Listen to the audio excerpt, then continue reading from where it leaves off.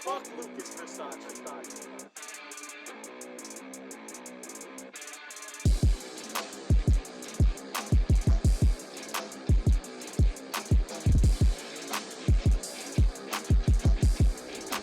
What's up, everybody?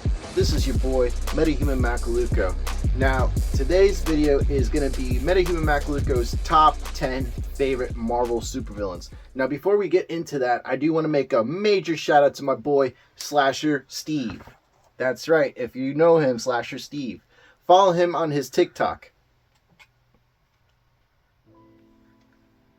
Right? He's been my boy for many, many eons. He's got so many crazy Ghostface videos. He's even rivaled a few. One of the biggest horror movie fans that I personally know, put me on game, put me on point about all that. And that's why I chose this backdrop. And we will be here back soon with a top 10 horror movie / slasher movies list. But that won't be for a while. Now, we're going to get into this list. This is my personal favorite Marvel supervillains. So starting with number 10 is the Abomination, aka Emily Blonsky. Now, if you know anything about the Incredible Hulk, you should know about the Abomination, okay? You can't have the Hulk without this other big green fuck. He is one of the strongest Marvel supervillains to date. He can go toe-to-toe with the other current Hulk villains, such as Red Hulk, A-Bomb, you name it. Bro is such a fucking tank, but dude. He's even gone toe-to-toe with Spider-Man supervillain, the Rhino. But, of course, he's only there to really fight the Hulk. He's really not in any too many major storylines. Number 9, we got Sabertooth, aka Victor Creed. Now, for my X-Men fans out there, if you know anything about Sabertooth, you know he's one of the most formidable foes of not just the X-Men, but of Wolverine specifically. Victor Creed has quite literally decimated many of Wolverine's friends, family, you name it, all for the sake of getting back at this guy. Now, Victor has also had his fair share of very serious crimes. I won't get into that, but aside from that, he did end up having a bastard of a son. We all know Grayson Creed. If you don't, good. He's such a hypocrite. Dude's an anti-mutant, but he's also a mutant, and his dad's a mutant. Yeah. You know what I'm saying? Like, how are you going to be a part of Trask and all these other anti-mutant humans? You feel me? So, Sabertooth kind of, as much of a psychopath as he is, he's a little bit on the Deadpool side. Just a smidge, just a wee bit. But Fuck Lucas Versace. this is not about Star Wars. This is about Marvel. Get out. Houdini.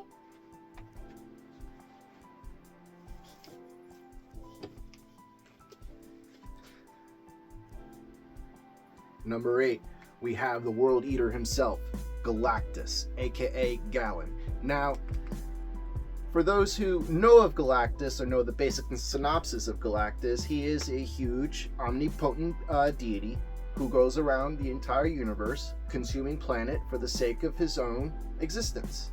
And, you know, it's funny because he's not really a villain, he's really more so a force of nature, but let's recognize some of Galactus's greatest feats, okay?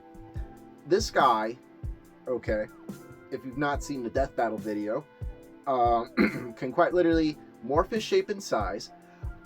Any alien that sees him, okay, they see him as them. So the way we look at Galactus, we see Galactus as a human. Let's say you're a Skrull, okay? Remember those guys? If Galactus were to come on the Skrull world, they're going to look at him and they're going to see a big purple Skrull just consuming their planet. It's kind of scary stuff when you really think about it. Aside from that, it's kind of silly, but bro ended up getting hypnotized by Reed Richards' son, Franklin Richards, and it's a whole crazy story. I definitely recommend that run of the Fantastic Four whenever you get a chance. But let's also take the time to recognize that he went up against my other favorite villain. For those who haven't read Secret Wars back in the 80s, Galactus attempted to fight the Beyonder. Now, this guy is crazy. This guy took all of the most popular Marvel superheroes at the time, as well as some of the most popular supervillains at the time, put them on a literal handmade planet, the War Zone, or whatever the fuck it was called, War World. That may be DC Comics. And this guy quite literally forced these people to fight each other on a planet. Isn't that originally where this came from? Yes, as a matter of fact, issue number 8 is where the black suit came from. A lot of people don't realize that. I'm so glad I had that entire series on my hand. Yes, sir, skis. So, you know, and Beyonder also is known for turning into a human and coming onto Earth and messing with some of the superheroes from time to time, but he hasn't really been a major threat in a while. But when he was a threat, he was pretty scary. You know, imagine being forced off your planet in a Predators-like fashion, but instead of fighting Predators, you're fighting the literal opposition of your home planet. That's kind of scary. Wait a sec. Is the Beyonder that guy in the Spider-Man animated series who Correct. hangs out with Madam Web? He's a villain? Yeah, he's been a villain. But she chilled with him like he was nice. And he helped them. But that was crazy. Wow. Interesting. Indeed. So that's why Beyonder is on my number 7 list. Lucky 7. Number 6 on my list is Ghost Rider villain Vengeance. Now, this guy was originally a corrupt cop who went around doing whatever. Now, because Johnny Blaze and Daniel Ketch are kind of escaped the clutches of Zarathos, Mephisto, and Blackheart, they end up corrupting this guy even further to become Vengeance and hunt these two guys down. Ironically enough, he ended up becoming a good guy in the long run, and joining the Midnight Suns. But when he was a villain, he was pretty vicious. Plus, come on, that is such a sick concept design. Look at that, bro. That's like early 90s Edge. You gotta love it. It feels like I'm looking at a freaking Alice in Chains album, bro. Picture here. Picture here is right. Now, this one goes out to all my Spider-Man homies. If you were a fan of Spider-Man just like me, and as I've mentioned, Spider-Man is in fact my number 1 on the Marvel heroes personal favorite superheroes list, which that video is in the description below.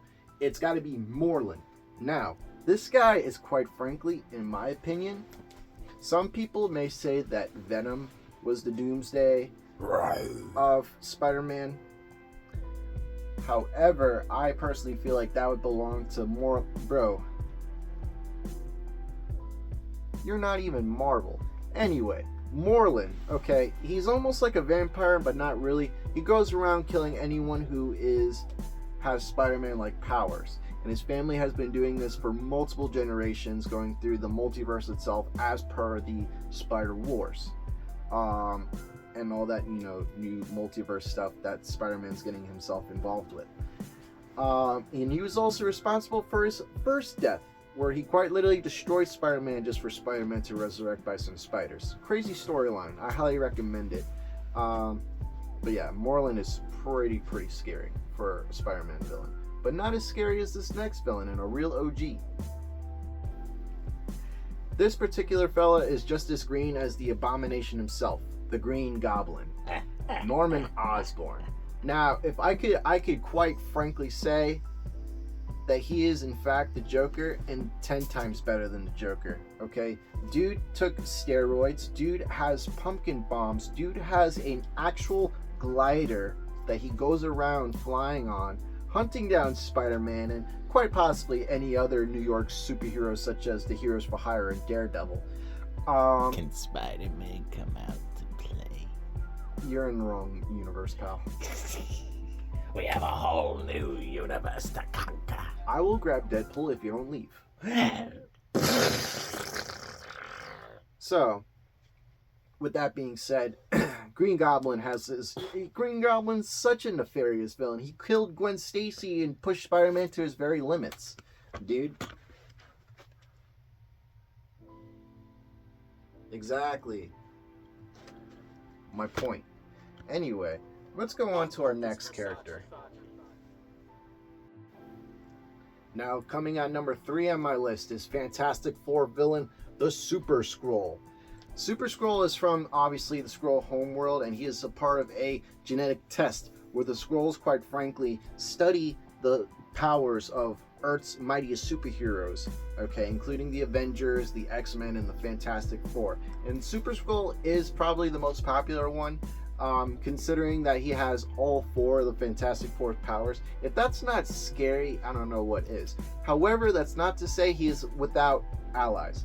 He's also got a Skrull, I forgot his name, who has all the X-Men powers, including Wolverine's claws, Angel's wings, Cyclops' laser beams, and Colossus's metal skin.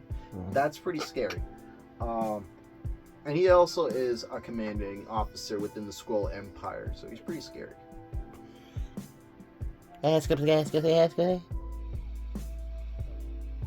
Glip.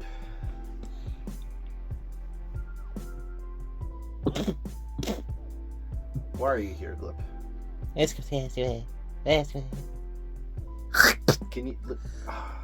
I was gonna say, Mr. Boss was doing me a solid. Number 2 on my list has got to be X-Men villain Magneto. Now, let me tell you a few things about this particular fella. Alright? Eric? Everyone loves Eric. Dude grew up in was a victim of the Holocaust. So his childhood wasn't exactly that great. And, you know, to end up having mutant abilities during that time period greatly helped. But he still grew up traumatized. And when you look at it from his perspective, you know, can we blame him? Everyone usually says Magneto was right. You know, and as much as I appreciate Charles Xavier's dreams of a mutant and human society clasping together like this, the reality is that humans are very discriminatory. So, and that's the lesson that we learn from Magneto. But he does have his amazing, great moments, like when he kicks the absolute shit out of Red Skull. Watch X-Men 97. Yes, exactly. Enough said. Now, before we get into number 1, we're going to mention some honorable mentions. And those include none other than Venom, Carnage, Shuma-Gorath, Dormammu, Mephisto, Blackheart, Thanos. Oh, man. Y'all are killing me right now. You're killing me, Smalls. Oh, wait, that's all we got as far as those villains go. Now, my number 1 favorite Marvel supervillain is none other than Victor Von Doom, aka Dr. Doom. There is no victor, only doom. Now, let me tell you something about Victor Von Doom, okay? This guy, I don't even know why I put him on my top 10 favorite supervillains list when he should have been number 1 on my superheroes list, okay? Because quite frankly, this guy has done more for the world than the Fantastic Four has done. While Reed Richards is too busy being a cuck and treating his wife like pure shit for her to fool around with Namor and sometimes Doom himself, that says a lot. Now, Doom has also saved the world on so many occasions during the Infinity Gauntlet crisis, okay? He's also pulled through during Secret Wars, as per I mentioned earlier. Bro is unstoppable, okay? You know, it's crazy when Black Panther is God. The Panther God himself has to say that Dr. Doom is quite literally one of the most benevolent leaders the world has ever had. Captain America himself, an actual symbol of patriotism, recognizes Doom's patriotism to his nation, and Doom in turn respects their symbolism and their pride in their nations. Granted, Latveria is a fictitious country and it cannot be found on the actual world map. But IRL looked to Trump and Putin for a similar relationship. No, not even close. I don't even know why you would say that. I don't even know why. So, no. No. Doom actually likes his mutants. Okay, in America, X-Men mutants are not welcomed. Dr. Doom quite literally has his mutants become his nation's Avengers. Alright? That's real.